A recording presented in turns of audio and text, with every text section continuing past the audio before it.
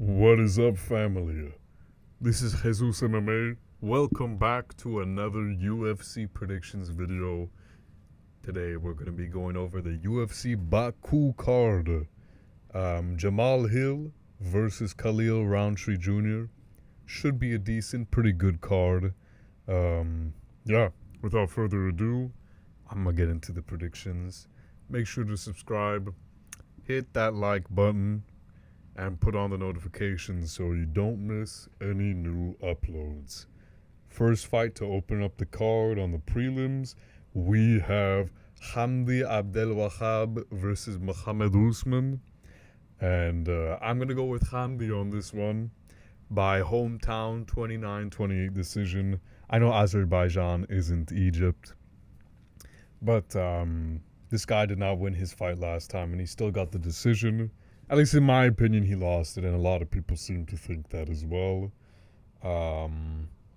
Mohamed Usman's also just not really that impressive of a fighter. Neither is Hamdi as well, but at least he has an edge with the hometown advantage, you know. It's a heavyweight fight at the end of the day. They're both kind of shit. Yeah. Hamdi Abdelwahab, 29-28 decision. Yeah. Moving on to the next fight. Tagir Ulanbekov versus Azat Maksum. I got Tagir winning this. Azat Maksum is a pretty good fighter. He only has one loss on his record, and I believe that was to Charles Johnson, who is an underrated fighter. Charles Johnson, man. Never underrate him. He's got some good wins. Joshua Van, he's got a win over Azmat, and then he also has what other win does he have? Sumudarji, although that was a close fight. Yeah, man, he's got some good wins. He was in the rankings at some point, but yeah, that's besides the point. Tagir Ulanbekov, he's a pretty decent fighter. He's not the best out of the team Dagestan, but he's still a really good fighter at flyweight. I wish they would give him a step up in competition, but his opponents keep pulling out, it seems. Yeah, he's got wins against Clinton Carpenter, Cody Durden, Nate Moniz. He lost to Tim Elliott, so we do know that this guy does have a certain ceiling. I don't think Azat Maksum is the one to beat him, though. He's more of a striker. Tagir's got some good trip takedowns. You know, he'll have the ability to take it to the ground when he wants to. So, Tagir Ulanbekov, I'm going to go with 29-28 decision. Next fight up on the card, we got Irina Alekseeva versus Claudia Sigula. I'm going to go with the favorite here, Irina Alekseeva. 5-2 record against a 6-2 record. This bantamweight division is so shallow. I'm gonna go with Irina winning by 30-27 decision. Next fight up on the card, Daria Jelenzniakov. Yeah, Jelenzniakov versus Melissa Mullins. Daria is not even that bad of a fighter, but Mullins is the favorite going into this one. She lost to Aline Perez, Daria, and she got KO'd by Melissa Mullins in Aries FC. So you know what? I have no reason to believe that this fight will play out any differently than their first fight. So Melissa Mullins, second round TKO. Daria's coming off of a disappointing loss against Aline Perez. She got twerked on too after she lost. You got to take that into account, man. What that does to what that does to her spirit, you know. So yeah, we'll go with Melissa Mullins getting the first KO of the night, second round.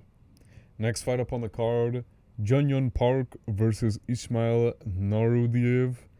Junyon Park is going to win this fight. He's an underrated old crafty vet, you know. He's got the skills to pay the bills. Ismail used to be in the UFC, and then I think he had a long pause in his career, and then came back recently. Won against Bruno Silva by decision. That really isn't mean anything. Junior Park has been in there with some really good fighters, such as Brad Tavares. I believe he was also against Andre Muniz. And he has some decent submission and ground game wins as well. I just see him being able to stop the takedowns. Now, Ishmael is more kind of a striker. At least he displayed more striking against Bruno Silva when he went up against him. But don't doubt the Iron Turtle, man. So yeah, I'm gonna go with him. Probably winning a. I'll go winning a decision. 30-27, however, dominant. He'll have some good ground moments, get close to some submissions, but I don't think he'll get it done. But he might, who knows? Next fight up on the card, and to close out the prelims, wow. This is, I guess I just went through all these fights pretty quickly. Seo Kyung KO versus Oban Elliott. Now listen, I would love to go with Mr. KO here, you know. It's a good last name to have in this sport, but Oban Elliott is really good. He's coming off a nice KO win against Basel Hafez. Sekyung Ko is making his UFC debut. Oban Elliott's just shown more facets to his game, though.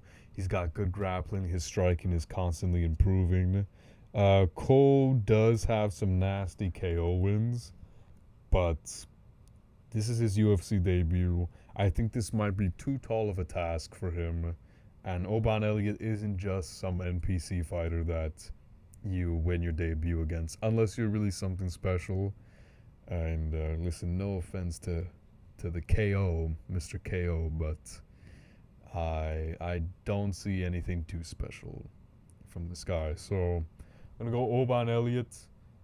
Probably getting, you know what, we're gonna go with a KO win by Oban Elliott. This KO guy, he's only lost by KO. He's never lost by decision.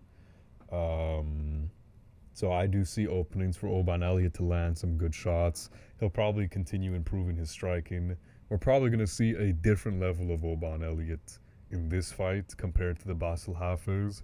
And I think that's a level that is too high for Seokyung Ko. So, yeah, Oban Elliott, first round KO or early second round KO. TKO probably. Probably just melt him up against the fence. Next fight up on the card, and we are now at the main card. We've got Tofik. Actually, we have Mohamed Naimov versus Bogdan Grad. Now, Mohamed Naimov is a really good fighter. Or at least he had some hype going into that Felipe Lima fight, and then a huge upset. He got submitted. You know, yeah. He's got some wicked nasty KO power. Bogdan Grad, I believe, is making his UFC debut. He's also got some pop in his hands. But I'm going to have to go with Mohamed Naimov. I just believe in his skill a lot more. I've seen more facets of his game in the UFC. And it's honestly really hard to pick these UFC newcomers when they're making their debut fights in the UFC against competition levels such as Mohamed Naimov. And also half of the time I feel like with these cards that are set up in Central Asia or close to the Middle East a bit, they really want their talent of the region. I know Tajikistan isn't Azerbaijan, but people from Tajikistan can travel to Azerbaijan to show their support. I honestly feel like a lot of these fights sometimes are just set up to make the hometown guys look good, get a good highlight, you know, get some hype going on behind the crowd. I feel like this is low-key one of those fights. So, yeah, Mohamed Naimov, I got him winning by like a 30-27 decision.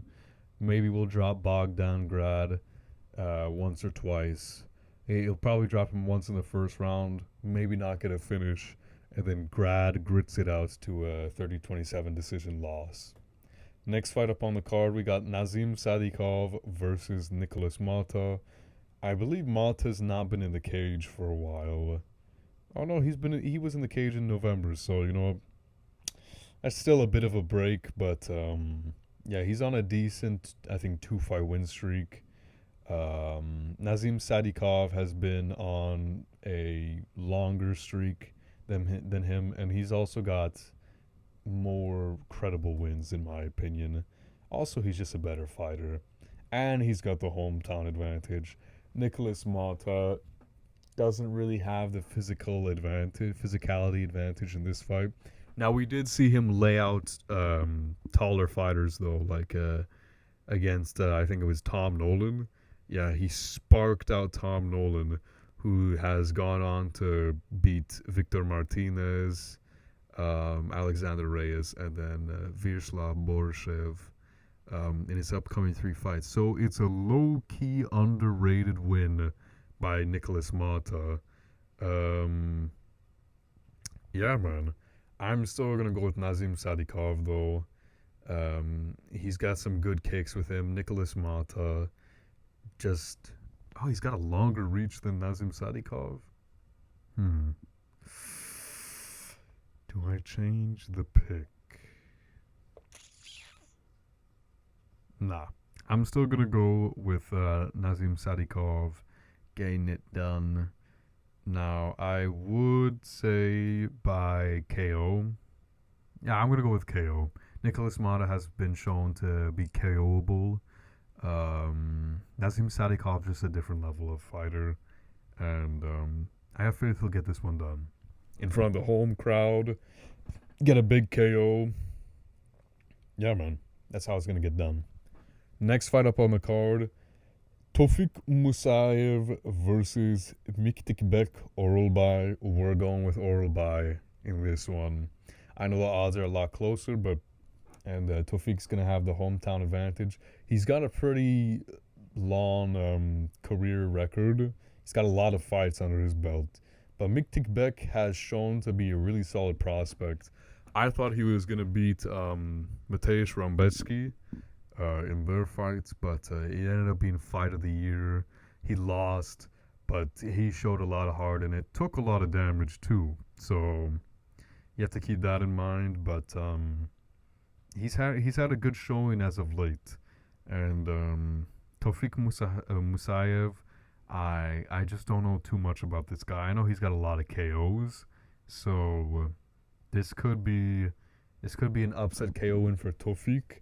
But Miktikbek Oralbay has shown insane durability. He's been dropped before, and he's been battered and bruised.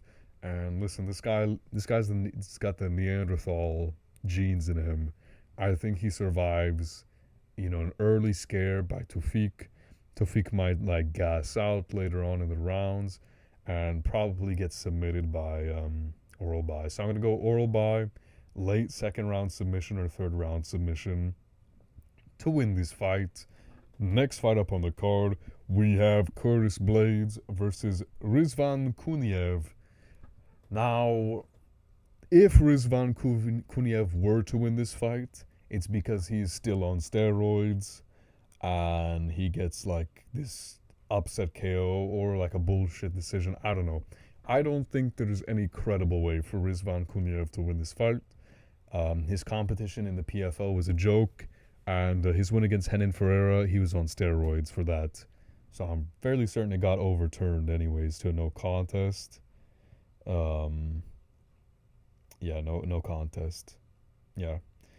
So yeah, he's got good finishing potential.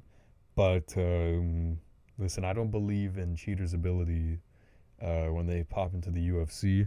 Now the issue is, this is his first fight in the UFC, and I don't know if they're testing him that much. They probably will, considering that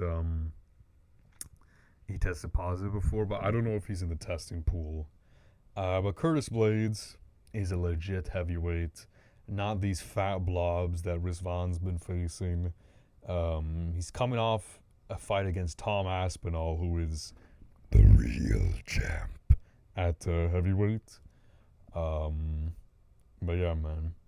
Curtis Blades is a real contender. He could still get that title if Tom Aspinall wasn't, in the picture there. He usually chokes the title shots, but he always bounces back on these kinds of fights.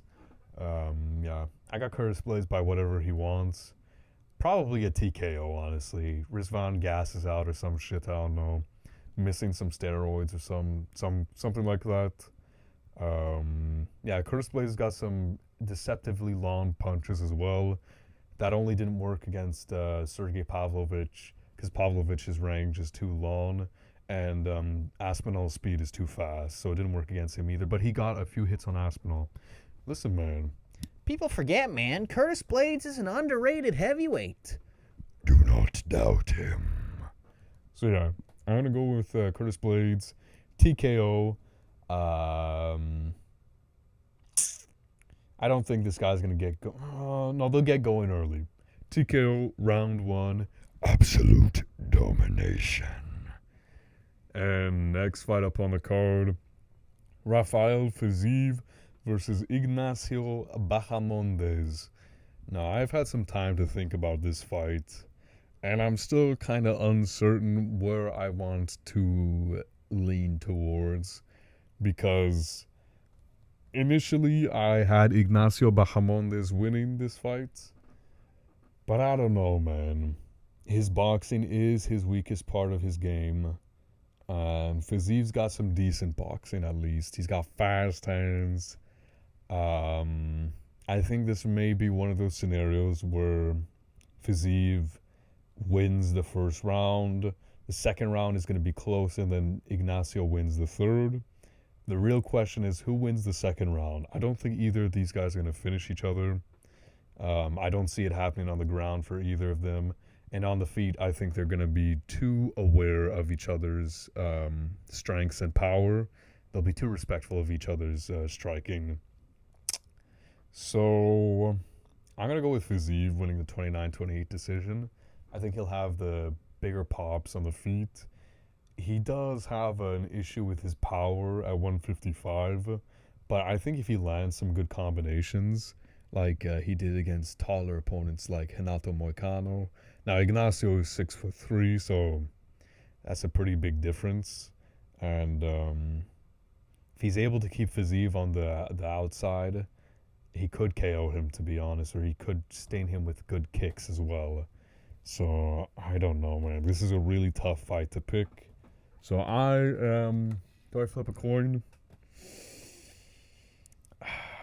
Okay, I'm going to flip a coin. Heads, Fiziev, tails, Bahamondes. And it's landed on heads. So we're going with Rafael Fiziev. I'm going to say 29-28 decision, wins the first 2 rounds, drops the last one, maybe has a scare late in the round. Ignacio shows that he's a top lightweight, but not top yet. Not ready for that level yet. Still time to develop. Still only 27 years old. Shout out Ignacio Bahamondes. But I have Rafael Fiziev getting it done in his hometown of Azerbaijan. Yeah.